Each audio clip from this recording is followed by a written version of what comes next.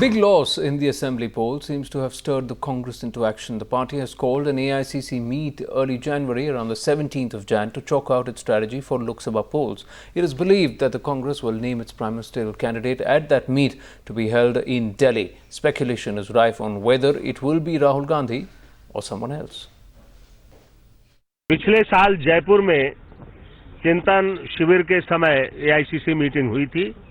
Meeting due थी, जिसमें तमाम जो स्थितियां होती हैं, राजनीतिक परिस्थिति होती है, उस सब पर विचार विमर्श होता है।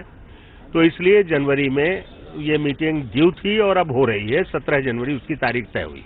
मैं समझता हूं ये प्रश्न तर्कहीन है, क्योंकि उसका एजेंडा कांग्रेस वर्किंग कमेटी तय करती है, उसके प्रस्ताव तय करती है और उसके बाद सारी बातें होती हैं।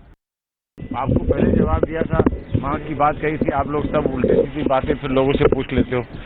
नहीं जवाब देना है, जो होगा वो हम आपको अनाउंस करके बताएंगे, खुशी खुशी बताएंगे, बट उचित समय पे बताएंगे। पहले फैसला होने दीजिए। कांग्रेस का अधिवेशन 17 जनवरी को हो रहा है। जब फैसला होगा उसी हिसाब से मैंने कहा कि सिद्धांत रूप में हम कांग्रेस के साथ गठबंधन में हैं, यूपीए में सरकार में हैं, महाराष्ट्र में कांग्रेस और हमारी सरकार है और ये सरकारें चलती रहेंगी। हम इसमें जिम्मेदार घटक दल के रूप में बने रहेंगे। घोषित या अघोषित, राहुल गांधी जी और उनकी पूज्य माता जी इस देश में सरकार और कांग्रेस पार्टी पर्दे के आगे और पर्दे के पीछे दोनों तरह से चलाते हैं।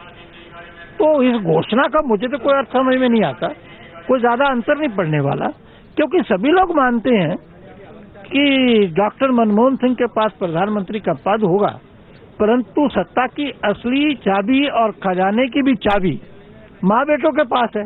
तो अगर वो घोषणा करते हैं तो जो वास्तविकता है उसी को ही एक स्थूल रूप दे रहे हैं।